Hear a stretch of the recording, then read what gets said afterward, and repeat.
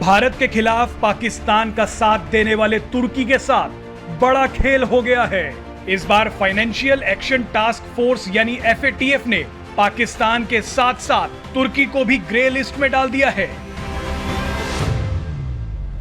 आपको बता दें कि ये वही तुर्की है जो पाकिस्तान की बातों में आकर समय समय पर कश्मीर का मुद्दा उठाता रहा है और दुनिया भर के मंचों का इस्तेमाल करके भारत विरोधी बातें करता रहा है।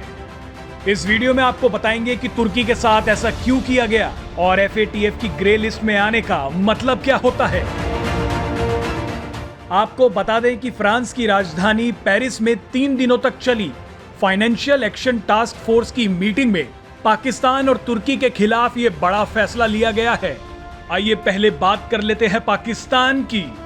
ऐसा लगता है कि पाकिस्तान की हरकतों की वजह से उसका FATF की ग्रे लिस्ट से बाहर आने का सपना कभी संभव ही नहीं हो पाएगा। इस बार भी पाकिस्तान को ग्रे लिस्ट में ही रखा गया है।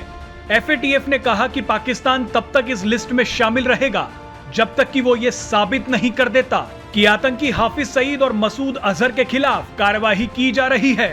आपको बता दें कि ये दोनों ही संयुक्त राष्ट्र द्वारा वैश्विक आतंकी घोषित किए जा चुके हैं। FATF ने पाकिस्तान को जून 2018 में ग्रे लिस्ट में डाल दिया था। आइए बात करते हैं तुर्की की। जानते हैं वो कौन से कारण थे जिनकी वजह से तुर्की को FATF की ग्रे लिस्ट में डाल दिया गया है। पहला कारण है कि तुर्की में बड़े स्तर पर मनी लॉन्ड्रिंग की जाती है। दूसरा और सबसे बड़ा कारण यह है कि तुर्की आतंकवादियों को बड़े स्तर पर पैसा देता है। FATF ने बताया कि तुर्की सीरिया के आसपास संयुक्त राष्ट्र द्वारा घोषित वैश्विक आतंकवादियों को फंडिंग करता है। ये खबर जैसे ही सामने आई, अंतरराष्ट्रीय स्तर पर तुर्की की करेंसी में भारी गिरावट देखी गई। आपको बता दें कि फाइनेंशियल एक्शन टास्क फोर्स तुर्की पर साल 2019 से ही नजर रख रही थी। तुर्की पर इतनी बड़ी कार्यवाही करने के लिए FATF के पास बड़ी मात्रा में सबूत मौजूद थे, जिनके आधार पर अब तुर्की को ग्रे लिस्ट में डाल दिया गया है। इस बड़ी कार्यवाही के बाद तुर्की को भी पाकिस्तान की तरह IMF, विश्व बैंक और यूरोपीय संघ से मदद मिलना मुश्किल हो जाएगी, जिसका असर ये होगा कि पहले से ही कंगाली के हाल में जी रहे इन दोनों देशों की हालत और खराब हो जाएगी।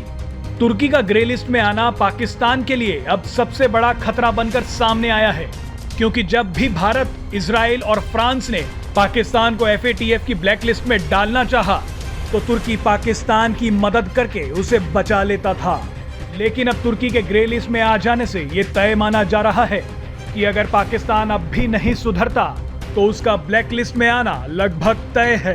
पाकिस्तान अगर ब्लैक लिस्ट में आ गया तो वो किसी भी अंतरराष्ट्रीय वित्तीय संस्थानों, IMF और वर्ल्ड बैंक से कोई लोन नहीं ले पाएगा। इतना ही नहीं, ब्लैक लिस्ट में आने के बाद पाकिस्तान पर और भी कई प्रतिबंध लगाए जा सकते हैं। आपको बता दें कि पाकिस्तान और तुर्की दोनों ही भारत के खिलाफ वैश्विक मंचों पर जहर उगलते रहे हैं। भारत सरकार के एक सूत्र ने पिछले दिनों कहा था कि हमारे पास सबूत हैं कि किस तरह से तुर्की पाकिस्तान के साथ मिलकर भारत विरोधी भावनाओं को भड़का रहा है। अब FATF के इस कदम से दोनों ही देशों की नापाक जोड़ी को करारा झटका लगा है।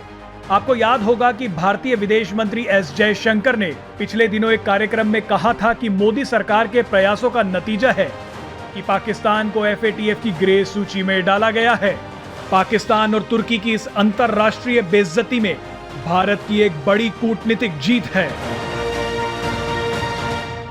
Presenting B News app available on Google Play and App Store. Download it now.